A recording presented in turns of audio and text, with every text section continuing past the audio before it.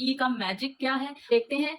Add a silent ई कहते हैं कि जब कोई किसी वॉवल की साउंड शॉर्ट होती है तो उस शॉर्ट साउंड वाले वॉवल के एंड पे हम ई ऐड कर दें जो कि होगा साइलेंट, लेकिन वो उस वॉवल की साउंड को क्या कर देगा, लॉन्ग कर देगा, वो लॉन्ग वॉवल वर्ड बन जाएगा। ये ई का मैजिक है, इसलिए हम इसको मैजिक ई कहते हैं। हैट, इसके आगे अगर हम ई लगा देंगे तो वो मैजिकली ये इसको हैट को हेट बना देगा।